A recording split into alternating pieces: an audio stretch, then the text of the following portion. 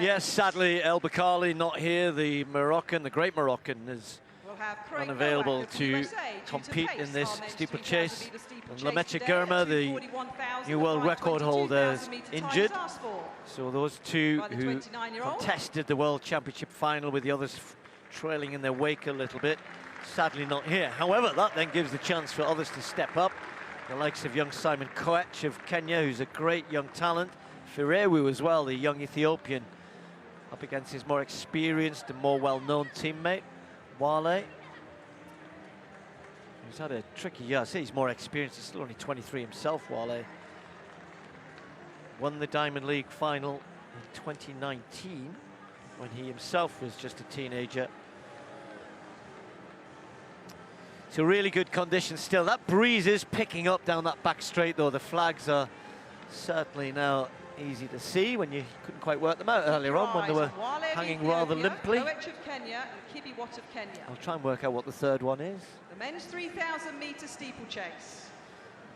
So in the sunshine on the back straight, Novak will be asked to set a pace, kind of get them in and around the 8-minute mark. So he wants to go through in around 2:40, 5:20. The lights will be trying to help as well, but we only have one pacemaker. Not quite sure how far Novak will get.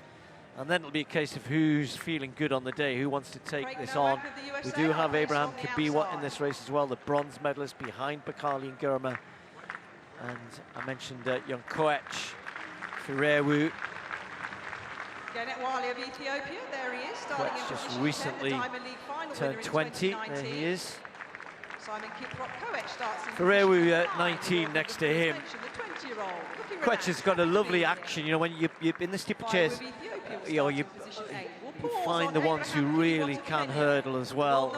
He's definitely in that category.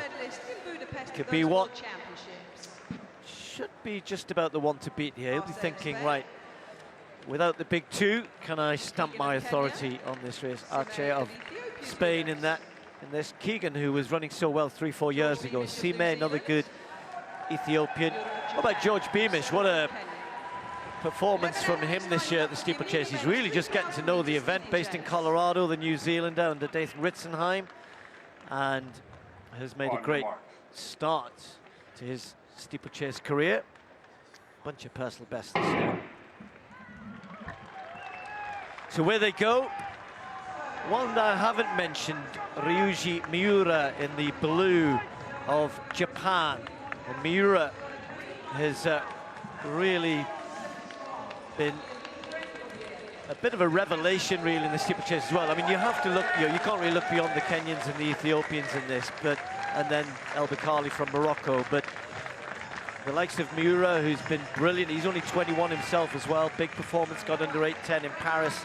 Ran a great race at the Olympic Games, and that record, he's been around that 8-9 mark 2-3 times, but he saves his best for the big races, the big championship races. So he did well in Budapest. He's at the back of the field at the moment, though. Well, it'll be fascinating, Steve, to see who imposes themselves on this race, if anybody, with the big two missing, as you said, El Bakkali and Girma, the gold and silver medalists respectively from Morocco and Ethiopia, absent. And if they go with Novak's early pace here, 2:40 they've been asked for the first kilometre, that is 8-minute pace, then it could be pretty quick. The world record, of course, by Girma, set in Paris back in early June, 7:52. We're not expecting anything like that, but something down around 8 minutes would be special. It's a case of whether or not anybody's prepared to really grasp this opportunity to dominate, go with Novak, and cut out a really quick early pace. Meeting record, 8:01 by Ezekiel Kemboy. It goes back to 2015, 8 years ago now. So, Kimberly Williams then, round 3 in this triple jump. Now, Ricketts opened with 14:69, then improved to 14:79. That is still the lead. Kimberly Williams in second place, opened with 14:37, and then improved to 14:50. This is a round 3 effort. Now, 7th in Budapest, been solid since. Good opening phase, and that's a fabulous final phase into the sand from the Jamaican. chasing her teammate Ricketts with 14.79, and that from Kimberly Williams, 14.61. It's a season's best. Decent pace being still set here by Novak. Getting at Wale, the experienced Ethiopian who's used to these kind of pace races, is just trying to latch onto him, getting closer now, but he's gradually pulling that group behind him with the two youngsters, Ferreru and Koech. Here's Sute. Well, ironically, there's a jump-off in this pole vault between Sutej and Moon. They're identical on paper. Sutej clearing 481 first time. That was a personal best for the Slovenian. But at the moment, matching each other vault for vault. Yeah, just before it broke off for that, just saying the two youngsters, Ferreru, Koech, with Kabiwat, Serem there as well, just going back a little bit, and Sime, who got very close. Ferreru just dropping off slightly as well. And then interesting is Miura of Japan and Beamish just trying to stay with this sort of pace. It was 2:41 through the first kilometre, so it's right on that 8-minute mark, and Novak doing a good job to try and keep that going. But the others were a couple of seconds off it. I expect that we'll see quite a big fast last kilometre. Koech now moving closer to Wale, but they're stretched. In fact, they're really stretched here as they come round with 4 to go. Single file, though. I mean, 2:41 isn't exactly hanging about. You're still talking about 8:03 tempo, 8:04 tempo. It's always, though, this middle kilometre that is telling. So often athletes can close quickly over the last couple of laps, wind it up, but it's the middle section that dictates whether or not you're going to get a really quick time. And at the moment, Wale, Steve, doing the work behind Novak, who's doing a pretty good job. I mean, 2:41, it's only a click away from the required 2:40. Koech looks as though he wants to take us on. Indeed, just as I say that, he goes past Wale with that lovely action of his. It's a really good-looking run. I think Kenya have got a real talent heading forward. Look at, see how he takes that. He hurdles that water jump almost all the way out through the water. Katie Moon then in this jump off in the pole vault. Yeah, Sutej already with a personal best of 481. The bar at 486. They've each had 2 failures. The American, the Olympic champion, and Tina Sutej, who was a 4th in Budapest. Inseparable at the moment. This from Katie Moon to throw the gauntlet down to Sutej, and she nails it. Goes clear.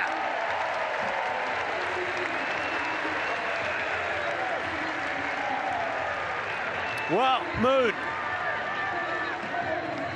throwing the gauntlet down to Sutej. And that should be her 3rd attempt at 486. The caption not yet explaining that. They both cleared 481 first time. They've each had 2 failures at 486. That's the 3rd attempt at 486 for Moon, and she is indeed in the lead.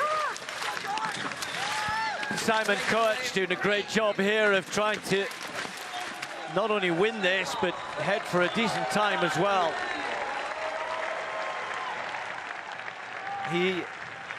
Every time he comes down here, he's looking up at the big screen. It's actually on one of the field events at the minute, so not letting him know what's going on behind him. Ferreru's done well to hang on to Wale. Wale just a little look over his shoulder, sees his teammate there with 2 laps to go, though.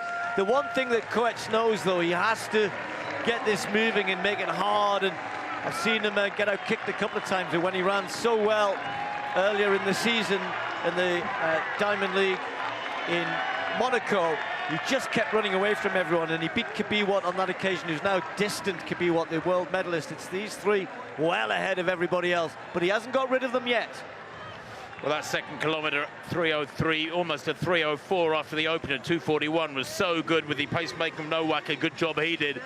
But Steve, as they come to this water jump now, lap and a half to go. He hurdles that one in that style that the East Africans have sort of nailed and are gradually enforcing on the rest of the world. The old technique, of course, 1 foot on top of the barrier. But it does save time, I think, if you've got the strength to land and run on strongly out of the water. And that gap is pretty big at the moment. He's just within range, I think.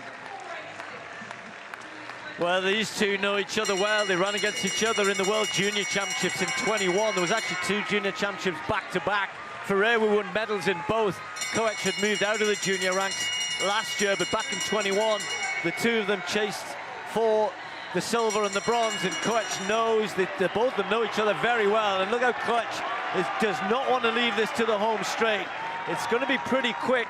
And Tim mentioned it was actually 2:43 the second kilometer, but within range here. So Koech, oh, look at Ferrer, who just stumbles over there. It's his technique that helps, and when you're tired, having a better technique really just can't help you maintain that momentum. When you're fatigued, look at that lovely action over the water jump, whereas Ferrer has to put his foot on it, lose another meter or two. And here's Koech then, big win in Monaco early in the season, and his next win's going to come in the Diamond League final. It's going to be a pretty quick time. 8:4 is his best. He's not going to be too far away from that, maybe a little bit outside, but it's a pretty dominant run from Simon Koech of Kenya. Takes the title, 8:06 in the end. Ferrer was there, and a fast finishing George Beamish is going to take third. Another great performance from the US-based New Zealander, but no doubt about our winner. Two youngsters here, that's Ferrer on the ground, but Simon Koech is away off on his lap of honor, there he is, having completely taken the race by the scruff of the neck. He has that ability, you know, he doesn't mind getting out in front, and I think as he develops, Tim, he's definitely a sub-8-minute runner in the reckoning, and as El Bakali and Germa still continue to run as fast as they do, he's still got a way to go. But if they start to slow down a little bit, as I'm sure they will at some point in the next 2-3 years, he's only going to get better. Well, I'll tell you what, if he gets much better than that, he'll be right up there with El Bakali and Germa. Just 20 years old, and his strength over the final 300 meters. When you think that with 300 to go, his opponent, Ferreira, was breathing down his neck, he just blew him away over the last 300, 250. Really strong over that final water jump. He was full of running. And I thought he was going to threaten his own personal best, but it matters not. This is about man against man, and he's a very comfortable winner there, Steve, by, what, some 4 seconds and more. Yes, very impressive. Little look over his shoulder, but Ferrer was tired on that last lap and couldn't do anything about the ability of the Kenyan to finish that off in fine style. Big win for him, 2 big wins this year on the Diamond League circuit, but this the most important one. Takes the trophy. If you're flying home to Kenya, do you carry that? You put it in your luggage? What do you do? Surely you sit with it on your lap and go, look at me. Well done.